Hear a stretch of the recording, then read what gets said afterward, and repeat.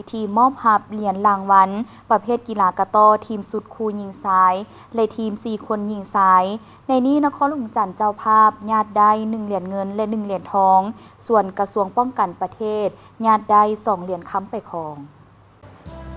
พิธีมอบรับเหรียญรางวัลประเภทกีฬากะต้อทีมสุดคู่ยิงซ้ายและทีม4คนยิงซ้ายได้จัดขึ้นในตอนแล้งของวันที่18 พฤศจิกายนที่สนามกีฬาโอเลมปาเซียโดยการเข้าร่วมและมอบเหรียญรางวัลของทานอาสพังทองสีพันดอนเจ้าของนครหลวงจันทร์ทั้งเป็นประธานจัดงานมหกรรมกีฬาแห่งชาติครั้งที่12มีคณะนำผู้ฝึกและนักกีฬาเข้าร่วมอย่างพร้อมเพรียงการแข่งขันกีฬากะต้อรายการทีมสุดคู่ยิงซ้ายและทีม4คนยิงซ้ายได้ทำการแข่งขันระหว่างวันที่17-18 พฤศจิกายนผ่านมาผ่านการแข่งขันผลปรากฏว่า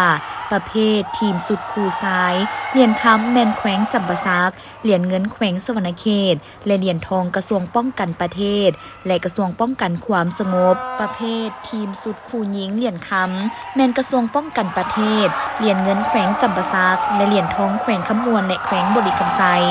ส่วนประเภททีมซ้าย4คนเหรียญค้ำตกเป็นของกระทรวงป้องกันความสงบเหรียญเงินนครหลวงจันทร์เจ้าภาพและได้เหรียญทองร่วมกับแขวงคำมวลและแขวงหลวงพระบางประเภททีมหญิง4คนเหรียญคำกระทรวงป้องกันประเทศเหรียญเงินแขวงจำปาสักเหรียญทองนครหลวงจันทร์และแขวงบริคำไซสั่งรวมแล้วใน2วันผ่านมานักกีฬากะต้อกระทรวงป้องกันประเทศญาติได้2เหรียญคำและ2เหรียญทองเป็นอันดับที่1จาก4รายการส่วนอันดับที่2ตกเป็นของแขวงจำปาสักญาติได้1เหรียญคำและ2เหรียญเงิน